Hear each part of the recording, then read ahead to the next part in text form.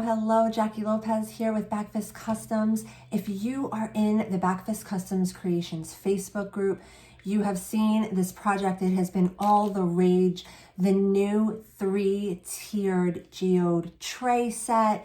It has been amazing. The projects that we've been seeing in the group are incredible. And here I'm gonna make one with you. Super excited. So we are going to post, of course, all of the supplies that you'll need and everything that I've used in the description box below. But in order to make this project, we're going to need the 3-tiered geode mold tray available from backfistcustomsglitter.com. Included with the set, you get these 3 different shape molds. And you can see here they have the little point for the hardware. And you also get with your mold set 3 sets of hardware.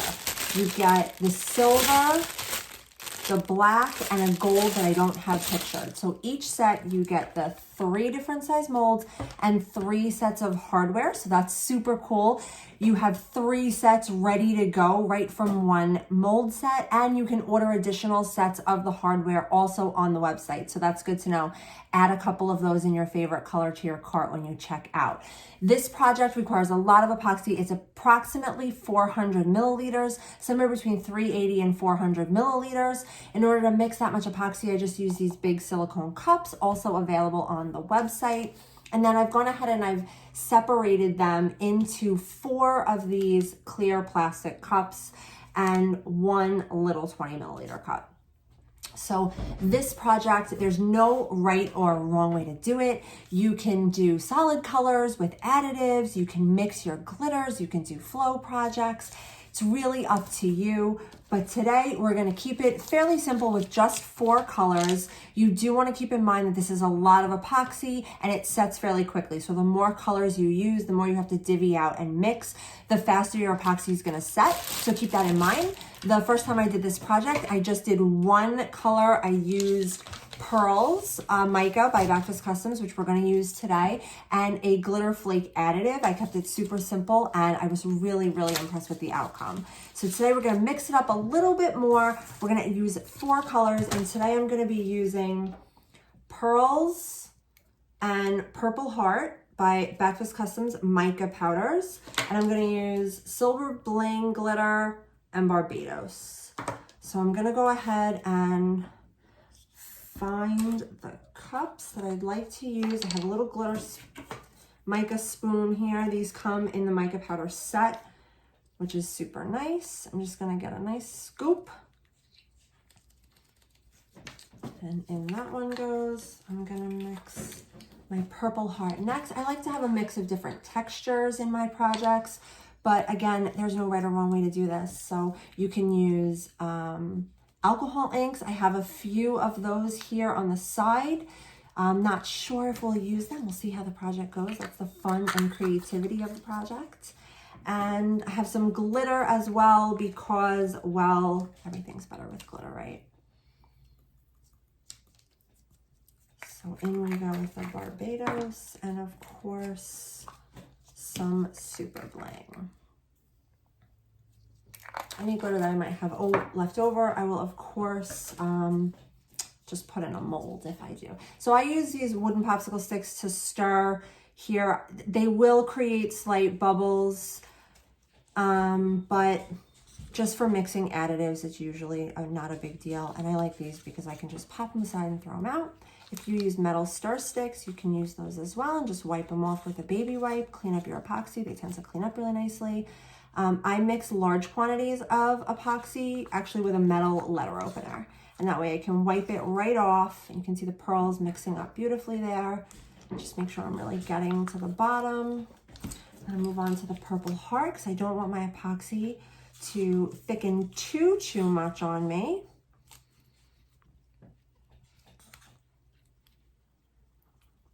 And we'll just mix away here.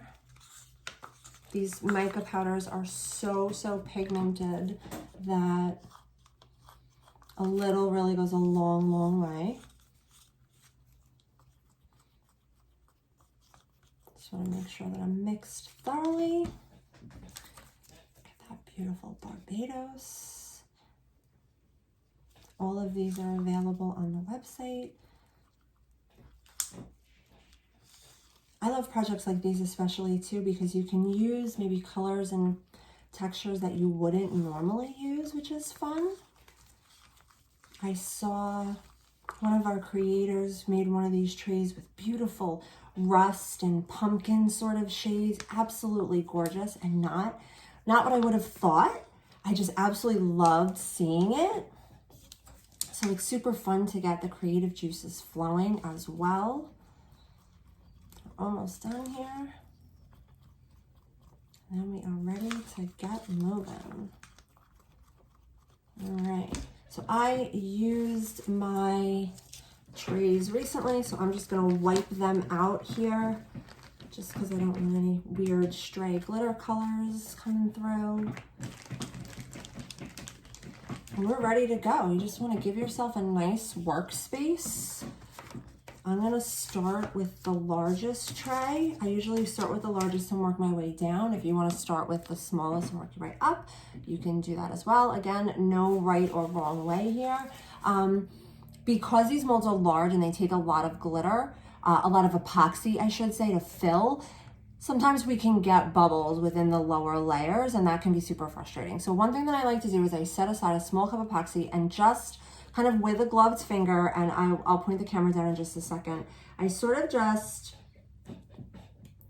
spread it among the 3 trays, and with a gloved finger, just try to sort of brush the bottom of each tray. And so I'll show you here. Just to coat that bottom layer, it really helps to eliminate those air bubbles. Raise your hand if you've ever made a project and then when you demolded it, you found some slight air bubbles around the edges or in the lower layer that you didn't even see maybe before. You swore that, you know, you hit it with your heat gun and you really got it good, you know, you spritzed it, but still we end up with these tiny little bubbles. And so I find that this just helps a little bit to avoid that frustration and just sort of gives us a base layer to let our colors mix and flow. And if you were to use additives like stones, it would give them a place to sit as well. So just a little food for thought. It takes an extra second and you have to sort of apportion your epoxy a little bit, but I find that it does help in the end. So I'm just gonna take a minute and do that.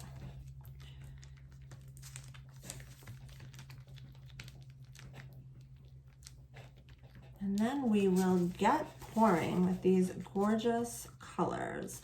So I think I told you the first tray option I made, I used the gold hardware, which is why I don't have it here in the video. And I used Pearl's mica powder and some gold flakes, and I just put the flakes down in the epoxy, which I'm laying right now, and kind of mixed the pearls in. I wasn't sure exactly how much epoxy I was gonna need, so I did it in layers, which actually was cool also because it gave lots of dimension.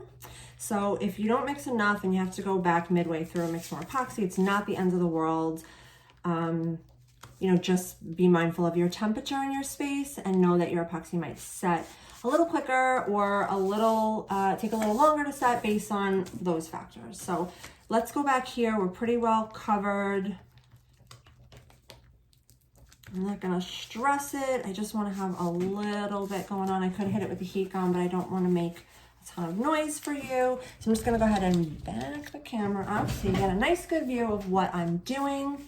And I'm gonna just start by putting down a little bit of, let's go with the silver. Put down a little bit of the silver here and there. One of the things I absolutely love about these is that there's no up or down. There's no top and bottom.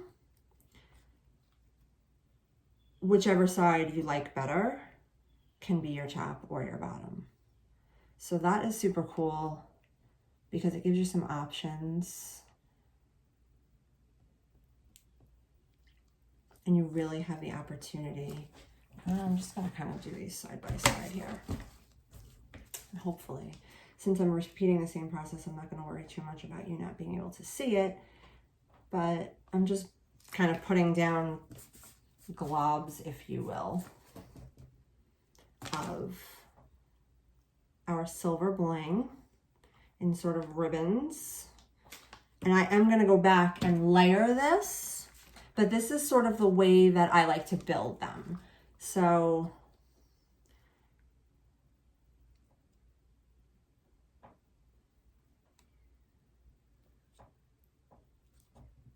I could very well just start dumping glitter and mica, and I might do that and just see sort of where they go. And that, again, is sort of the fun of it, right? Depending on how much I put down of what and where, I can determine whether this tray will be mostly purple, or if it'll be mostly white, or if it'll be mostly glitter. I'm gonna put down a little more silver here.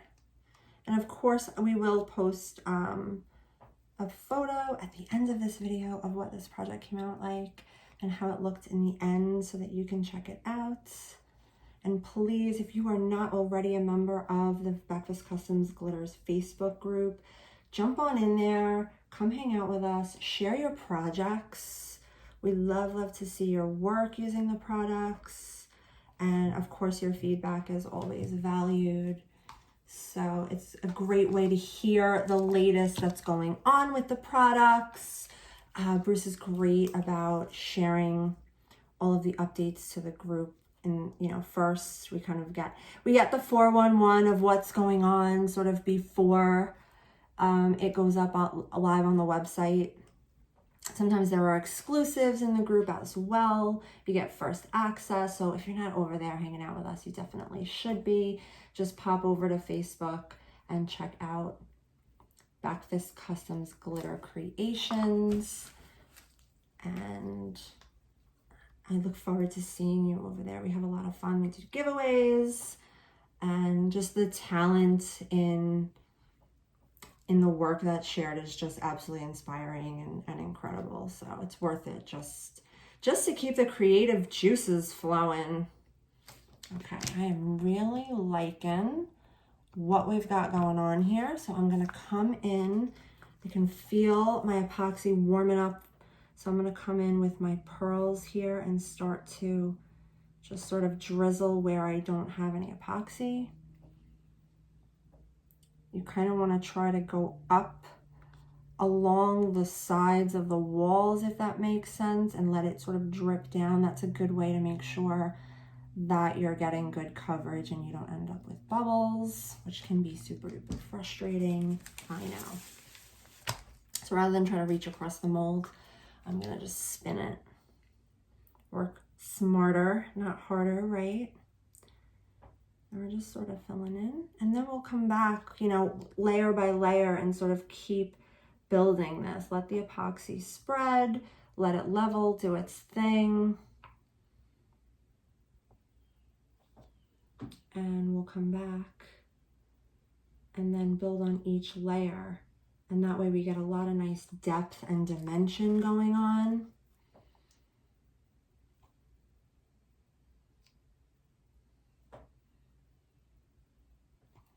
With a lot of silver on this one on the end here. I apologize that I'm out of the camera view. All right.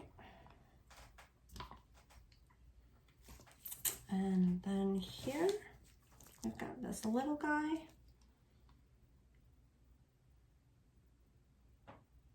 You don't have to fill the mold all the way if you don't choose to.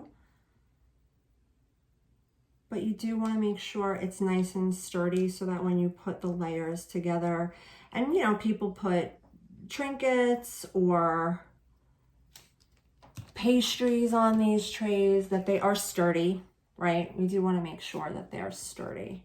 So I'm just going to go back now with my purple heart. I'm just going to go and sort of add a little bit more right on top of the areas that I've already got.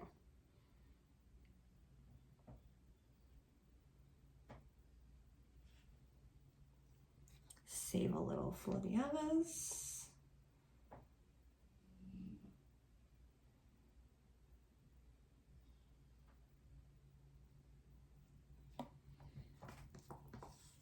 And again, there's one thing I want to stress. There's no wrong way to do this.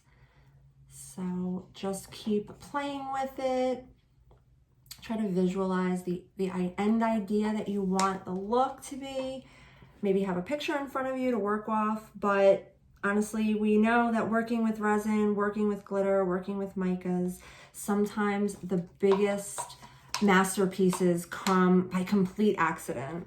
Right? Things that we feel like we could never recreate, even if we tried, but they are just drop dead gorgeous. And sometimes that's the way, right? That's the way the art flows. So don't be afraid to just let the art flow here, and who knows what we'll come up with in the end, right? I even have some alcohol inks. I think I mentioned that. Just in case I decide I want to go in and add some purple to some of this white that I have going on, deepen some of the purples.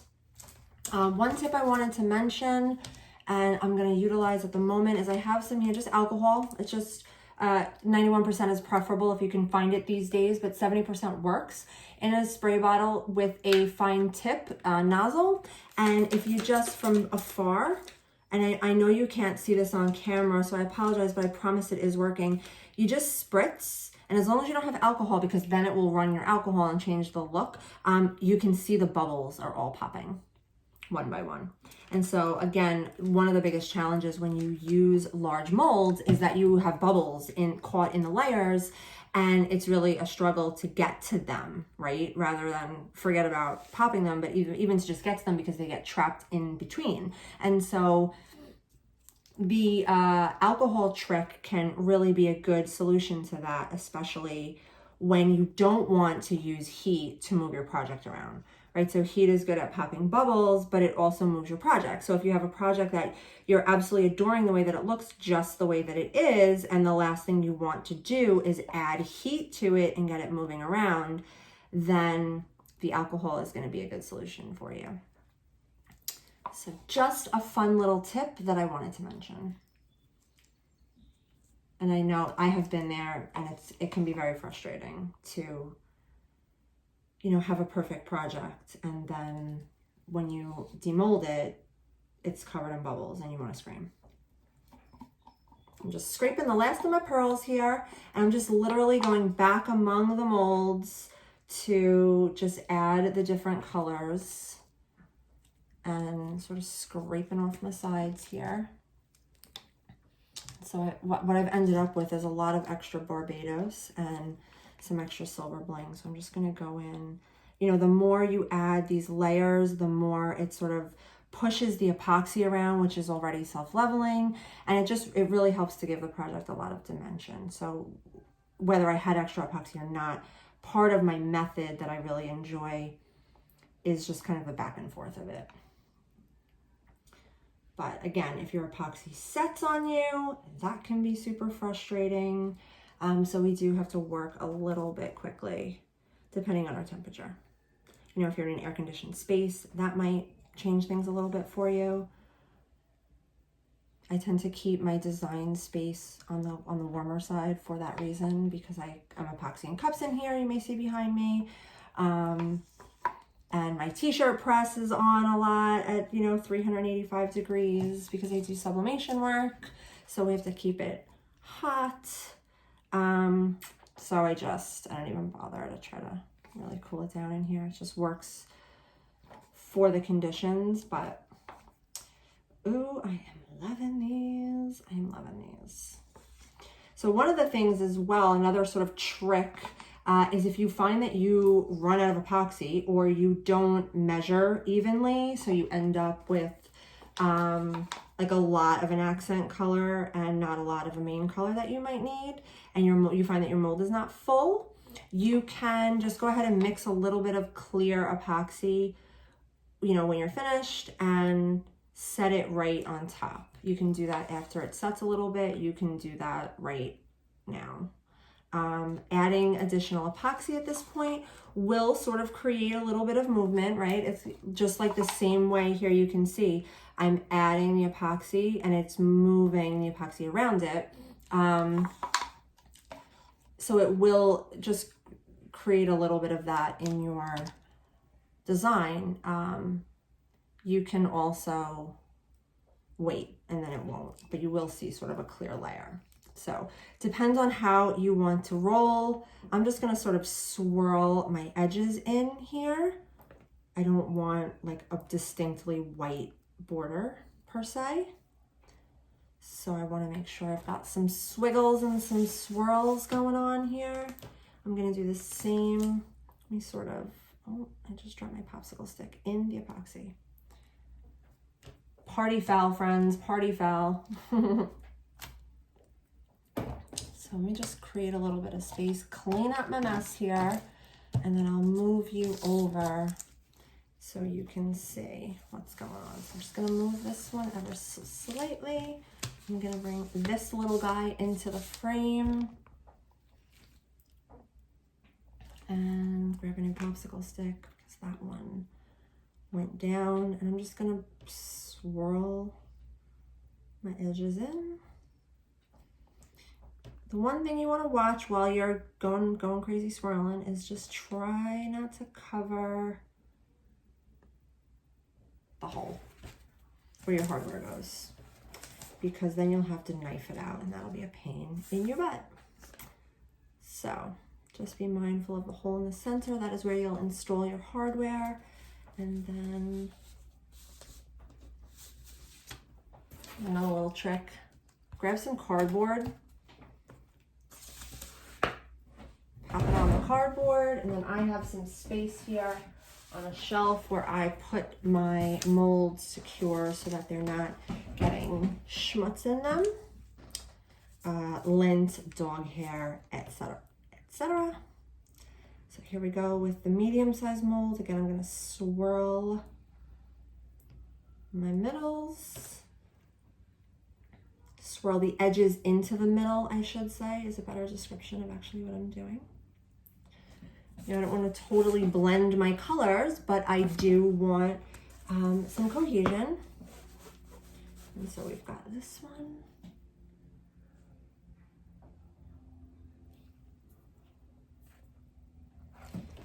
Put him on the shelf. It's like a pizza pie.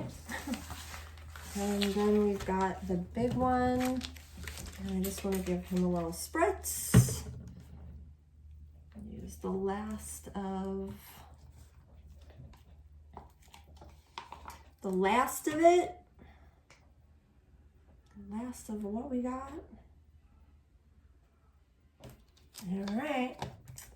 And then we are gonna let these beauties set up. I like to let them set up for 24 hours before I unmold. I know it seems excessive.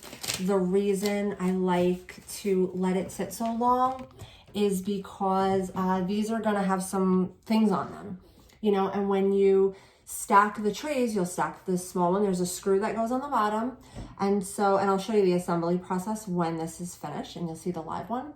But there's a screw that goes in the bottom with, you know, it comes with washers and things. And so that goes in with the bottom tray. And then there's a screw-in post, the middle tray, screw-in post with the top tray, and then the handle. So with each layer, you want stability, and you really want to make sure that beauty is solid, especially if you go to assemble it and it's not totally solid, it can flex on you and kind of misshape. It's nothing that you can't put now between two books or something heavy and flatten back out, but it's really important, especially when these are going to have things on them. They're designed to sort of hold some weight, whether that's, you know, a cookie or somebody's makeup compact, that it's sturdy. So I just let this one set overnight, 24 hours before I try to pull it out. And I usually let it sit out of the mold as well before I assemble it. Or if I assemble it to take photos and things, I disassemble it to sort of let it sit so that it doesn't get funky. So those are my tips for this amazing 3-tiered mold tray here. I hope that you enjoyed this tutorial. I will post at the end a photo of the finished product and walk you through the assembly. So stay tuned for that. Talk to you soon. Bye. Hello, I am back to assemble our 3-tiered tray mold together. Here's how they look. Beautiful. Absolutely beautiful. So we're going to go ahead, we will pull them out of the mold and then we'll assemble it here together. I have my silver hardware and that's it. They come right out and you can see that this was the top side. I have to think about that for a second. This was the top side, but this is the other side. So these are really, can be used either way, whichever side you like better. That's kind of cool. Gives us options. So we just loosen up the edges, pull these babies out. What do we think? And then using the hardware that comes with your mold kit, we're gonna just go ahead and put this beauty together. Okay, I got the silver hardware here. I just picked the one that I thought would accessorize best. And in the kit, you get the 2 spindles and the top piece, as well as hardware. You get the screw for the bottom, and then you get 1 metal washer and a bunch of these plastic washers as well. So I use the metal washer, the plastic washer on the bottom. This goes up through the bottom of the tray, just like that. We'll put this down. We'll take our first layer here. Well, sort of, I have a screwdriver here, but I normally don't need it. You do want to make sure to get these tight so that, oh, you know what I forgot? Each one gets a little washer piece, so we don't scratch our resin. So just holding it from the bottom, and I can just go ahead. Don't over tighten, because you will crack your resin. You sort of need an extra hand here. And there we go. Now we need another plastic, it's like a little felt piece. On goes our second tray. Oh, that one's not right. A little felt piece to protect our work, keep it from scratching. We've got layer number 2. I need one more little piece. There it is. So everything you need is right in the kit, and there are extra hardware sets available on the website as well. Backfist Customs. So you can kind of see, you'll just have to tighten them layer by layer. Make sure that you're good and sturdy, and there we go. This beautiful 3-tiered resin tray. This is beautiful for your desserts to feature. This is beautiful for your makeup for every day, on your vanity, or in your bathroom. Keep your soaps on here, keep your compacts, your face washes, all the things. I hope you've enjoyed this tutorial. Definitely check out the website and share your projects in the Facebook group as well. Can't wait to see them.